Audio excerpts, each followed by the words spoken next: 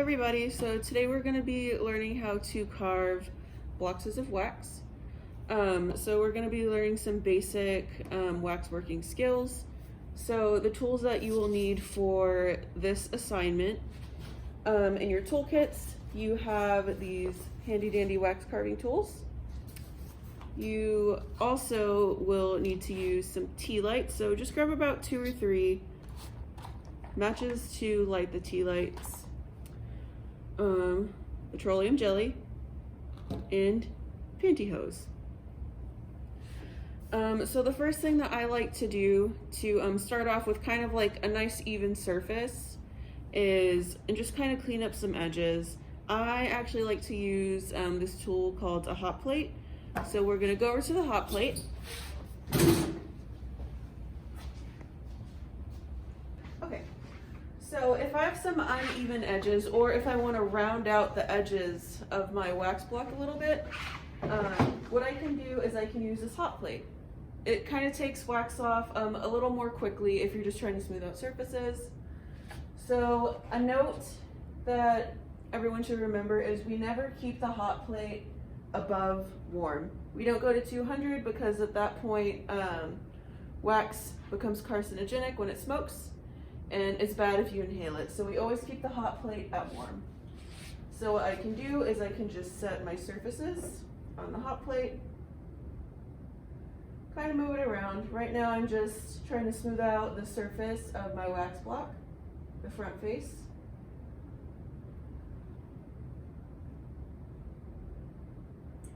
And then I'm going to lift it up and I'm going to do the sides. Now just be a little bit careful because the front of this is warm. It's not going to burn you, but also the surface that you just made smooth, if you touch it with your fingerprints, they're going to be in there. We're just doing some of the sides. These do not have to be 100%, this doesn't have to be like a perfect geometric cube. If you want it to be, it can, but that's at your discretion. It just depends on the design that you have for your wax carving project.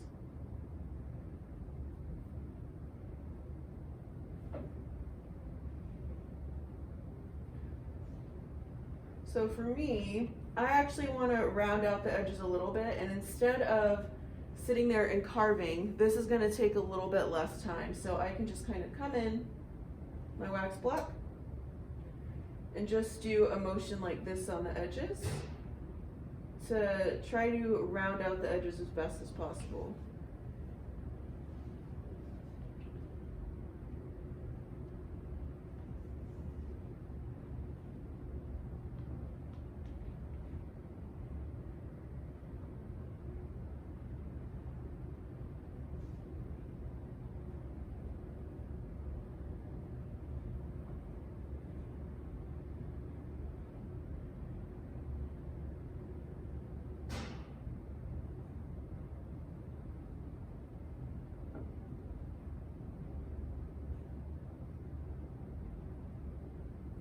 So now we have nice round edges, and we're going to go back over to the table and start carving our wax.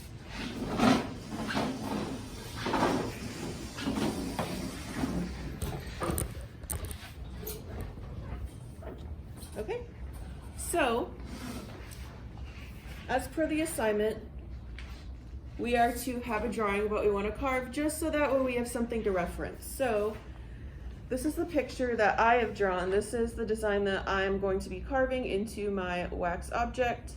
There's a lot of voids, there's a lot of rises, also a lot of dots for texture, just so that you guys can kind of see different types of surfaces and textures that you can get on your glass pieces.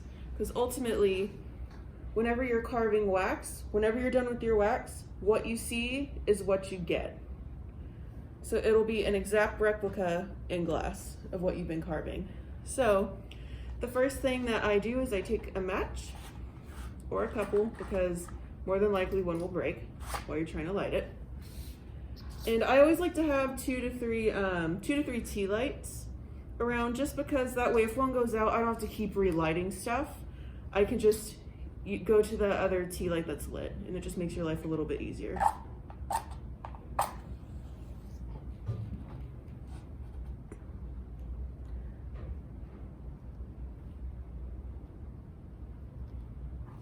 And be careful not to let the match burn too much. Just because you don't want to have a little flame touching your finger, getting burned never feels great, so that's the thing. So I'm going to be referencing my drawing whenever I'm carving. Now, something that you will find, it's going to take some practice, is wax carving really carving wax successfully really depends on which tool you use. So if I want to get rid of a lot of wax at one time, I am not going to use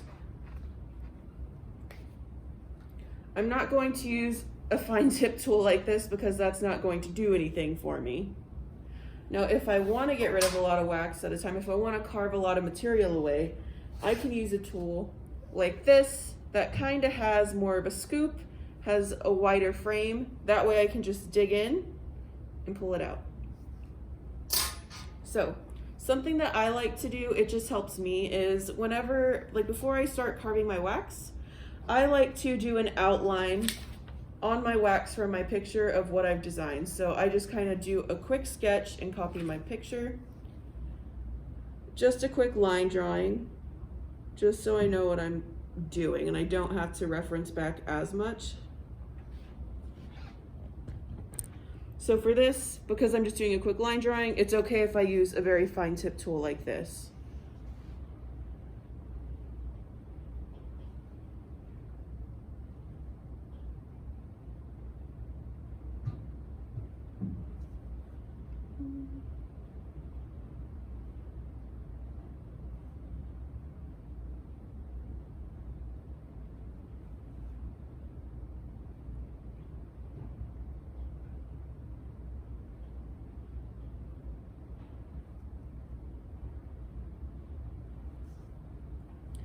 Now, this might be a little hard to see, but there are some lines that I drew.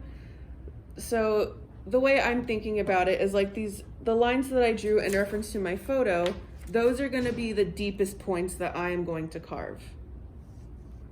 So around it, I'm going to carve away in layers. I will say that whenever you start carving your waxes, do not get caught up in the detail at first, because whenever you go to carve away like a large amount of wax, you're going to end up getting rid of that detail. Your hand is going to smudge on the detail that you would have done already. It's best just to do a very rough carving, get most of the material out of the way that you don't want there, and then that's when you can start refining things. So the best way to carve wax is by heating your tools. It just makes it easier to get more material out as compared to sitting and trying to carve without any heat. So I'm just going to hold the end of my tool over the tea light to warm up my tool a little bit, just heat it up. Now, something to note is that do not hold the tool over the tea light flame until it starts to smoke. We don't want it smoking. This tool's a little bit dirty, so I'm just cleaning it off. You can see that there's a bit of a smudge. That's just some wax I got left on there.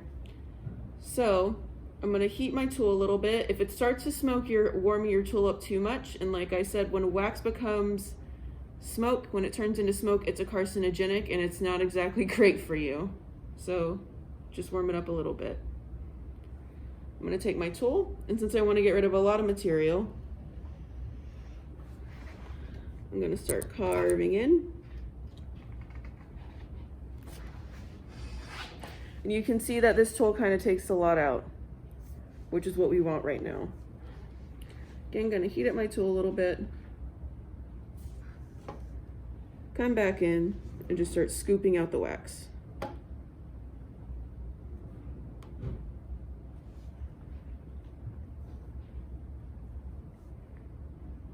So something that I actually forgot to mention at the beginning of this is that I never work whenever I'm wax working, I never work directly on the table, because whenever we go to clean up, you're gonna have a bunch of wax, like little wax remnants to clean up, and they get stuck on the table, and it's a little hard to get off.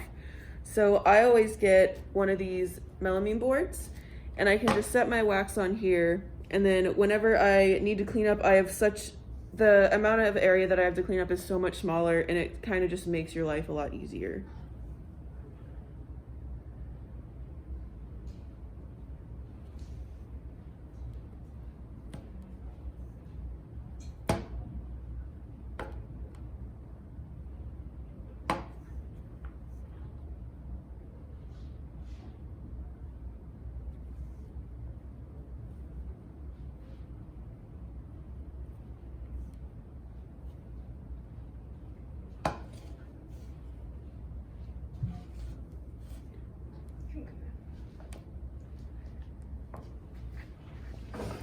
Don't worry, I'm not gonna force you to watch me carve this for a long time. I would just like to show you the basics, so that way you kind of have an idea of what all this entails.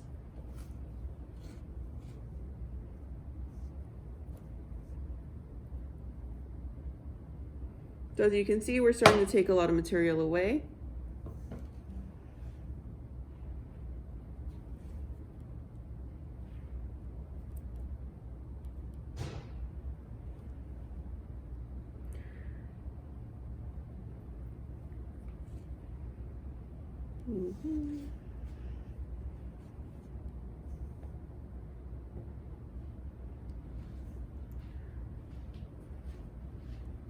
All right.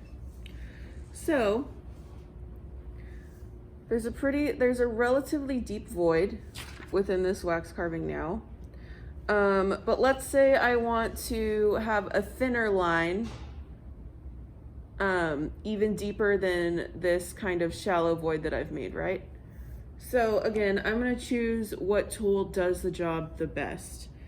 So coincidentally, the other end of this tool has it's a little bit smaller, has a little bit of a pointed tip, and I think it'll be a really good tool to kind of go in and get a little bit deeper carving, but have a thinner line, a thinner connection point. So since this is on the opposite end of the side that I was just previously using, I want to make sure that this is not hot whenever I go to grab the end, because you will burn your hand. You were just kind of holding it over the end of a tea light. So what I like to do is do the little touch test and just tap, and I'm okay.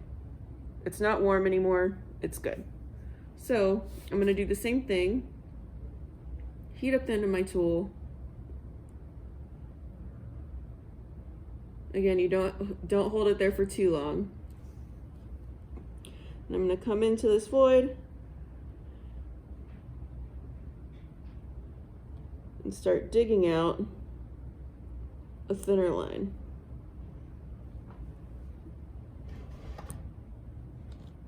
So, a deeper void within a shallower void.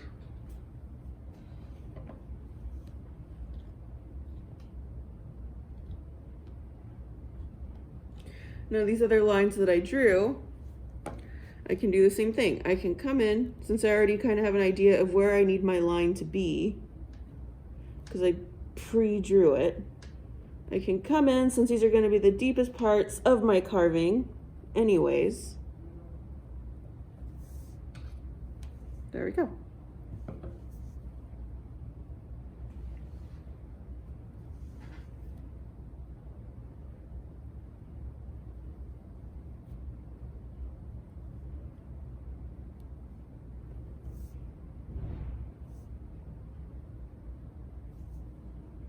I like to keep my little wax bits kind of together, and I just like to smush them in a ball. That way it's easier for me whenever I'm done with this, it's easier for me just to throw it in the wax recycle bin.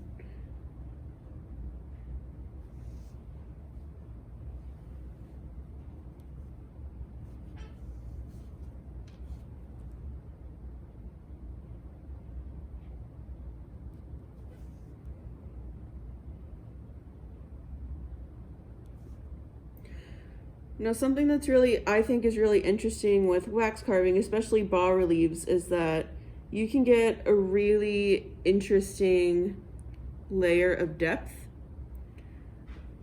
So what I mean by that is, like, nothing is 100% two-dimensional, and you can just show a very wide variety of like different levels of surface.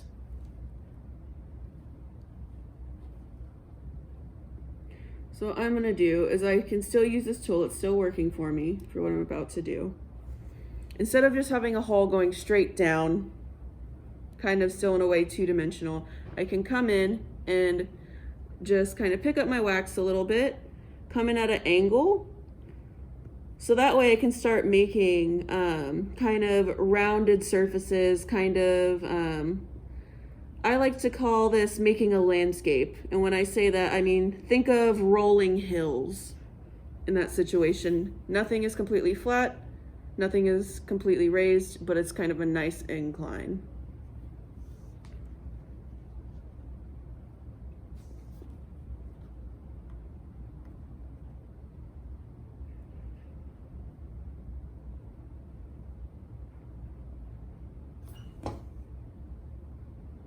So, for example, like this is just kind of being carved straight down directly into the wax. Not really much depth going on in these lines, but here in this void, you can see that I'm starting to get a nice hill, so to speak, and just have a nice, starting to get that nice rounded edge that I want for my design.